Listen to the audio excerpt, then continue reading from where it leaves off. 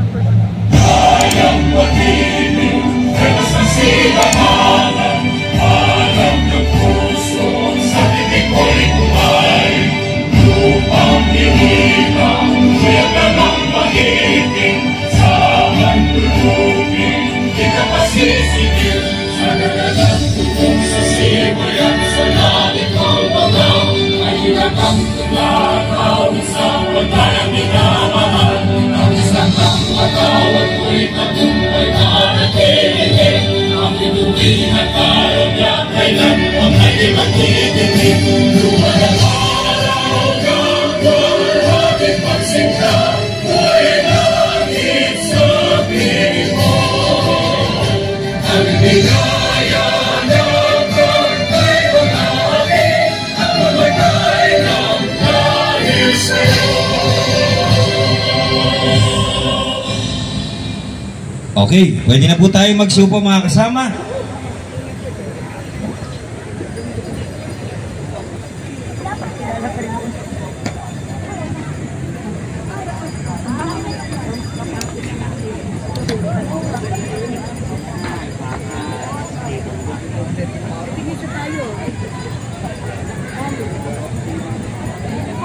Okay.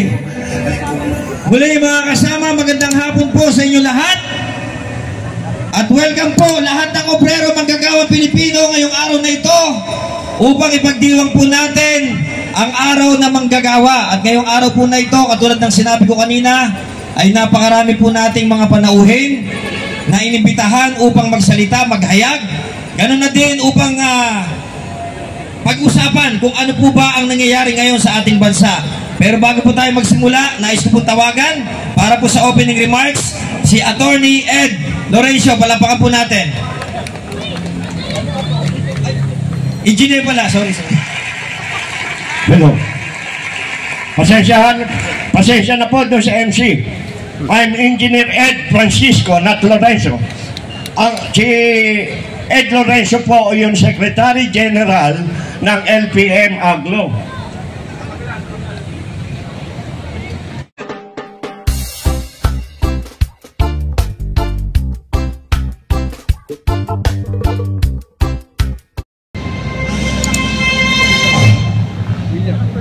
Kayang pag-ibig, pero sa silahanan, alam ng puso, sa titik ko'y kumay.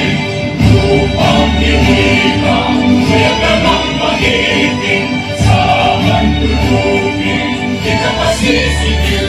Sa nagalang tutong sa simoy at sa langit ng mga, ay hinatang tuglakaw sa pagkayang minamahal.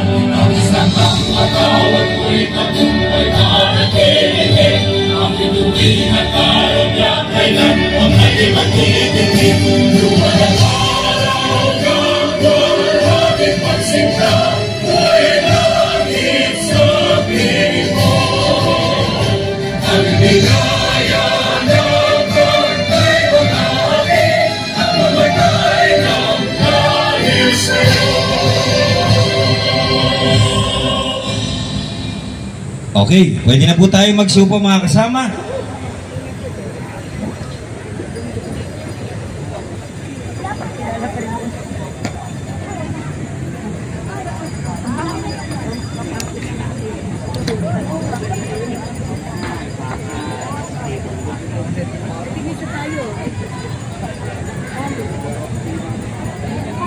Okay. Muli mga kasama, magandang hapon po sa inyo lahat. At welcome po lahat ng obrero manggagawang Pilipino ngayong araw na ito upang ipagdiwang po natin ang araw na manggagawa. At ngayong araw po na ito, katulad ng sinabi ko kanina, ay napakarami po nating mga panauhin na inimbitahan upang magsalita, maghayag. Ganun na din upang pag-usapan kung ano po ba ang nangyayari ngayon sa ating bansa. Pero bago po tayo magsimula, nais ko po tawagan para po sa opening remarks si Attorney Ed Lorenzo. Palapakan po natin. Engineer pala, sorry. Hello. Pasensya na po doon sa MC. I'm Engineer Ed Francisco, not Lorenzo. Si Ed Lorenzo po yung Secretary General ng LPM Aglo.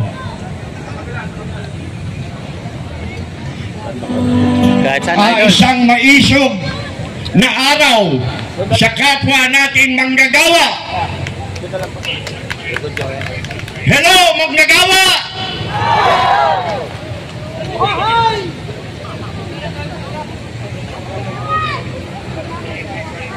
Alam po nyo na dito lang sa atin ang sinasabi manggagawa yung labor lang, na yung figuratively yung labor.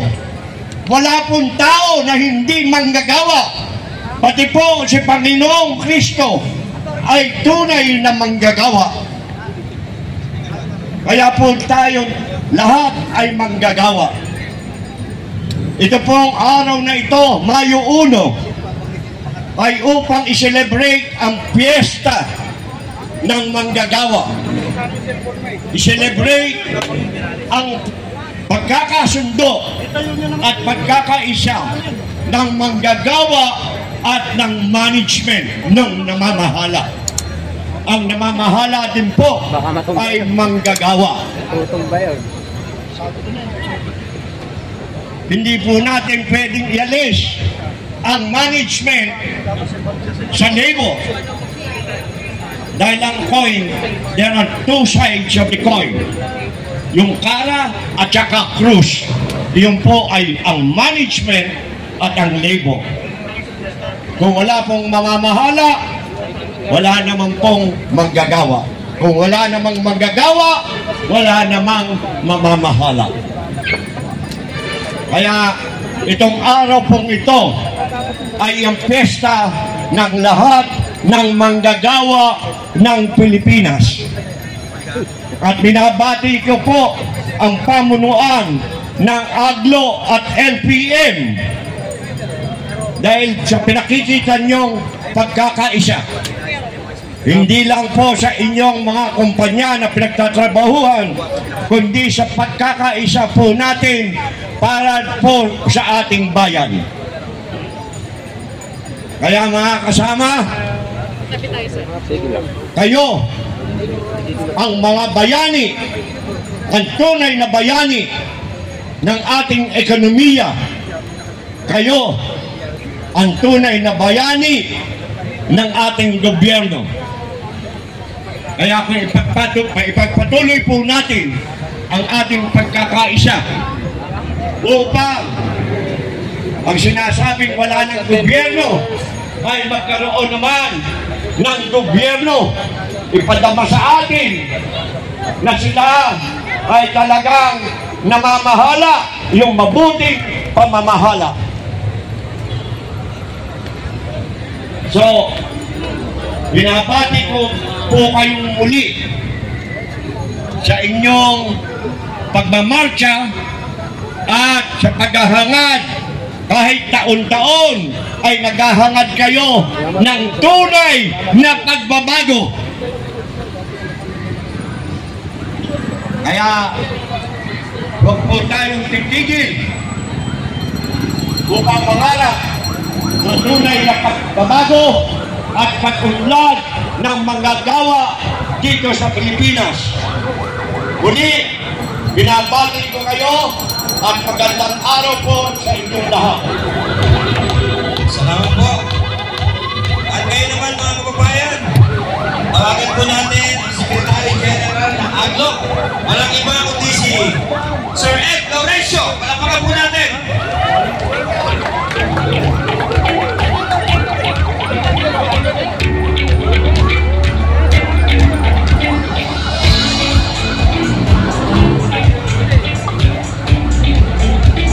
So yan guys, iikot ko kayo dito sa iba't ibang bahagi ng ano na to, ng Liwasan Bonifacio guys. Ang daming tao. Pagod naman tayo mga kasama! Hindi pa! Hindi pa! Ang hakbang na may isog na mapagod ba sa laban? Hindi! Araw po ng paggawa ngayon. Ikasandaan na 20 taon na ipinagdiriwang ang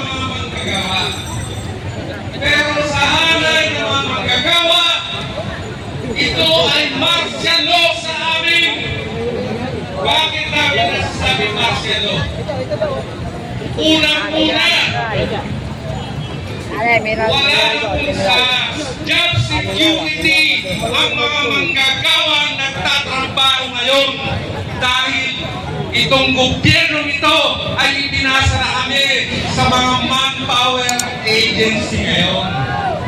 At mismo ang Secretary of DOLE, si Benvenido na Cuesma, siya mismo ang nagsasabi na huwag niyong bulabugin yung mga putang ng mga employer na yan, lalo na mga multinational.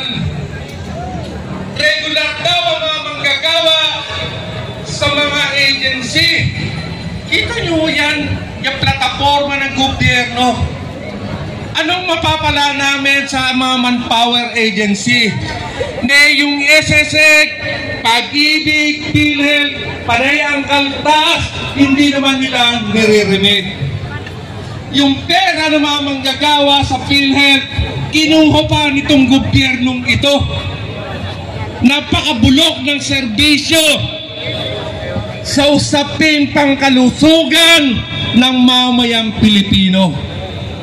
Pagkatapos zero balance o zero budget ang ibinigay ng gobyerno, kinuha pa yung pera ng mga manggagawa na 80 billion pesos. Saan binigay? Pinamudmod sa AKAP, sa TUPAD, sa AIC. Yan po ay pera ng mamamayan, pera ng mga manggagawa. Kaya sabi namin, martial law ang nararamdaman namin sa loob ng kumpanya. Bawal na mag-union ang mga manggagawa. Bakit? Paano kami makakapag-union kung hindi naman kami regular doon sa aming pinapasukan, lalo ang JNT, Shopee, Plus, tignan nyo dyan. Walang mga regular na mga manggagawa. Sila po ang naghahatid ng inyong mga parcel. Pero tingnan ninyo yung kalagayan ng mga driver at rider natin. Puro aksidente. Ang sasabihin nitong mga negosyante, napakatanga mo kasi. Yan po ang nararanasan namin. Matindi pa sa martial law.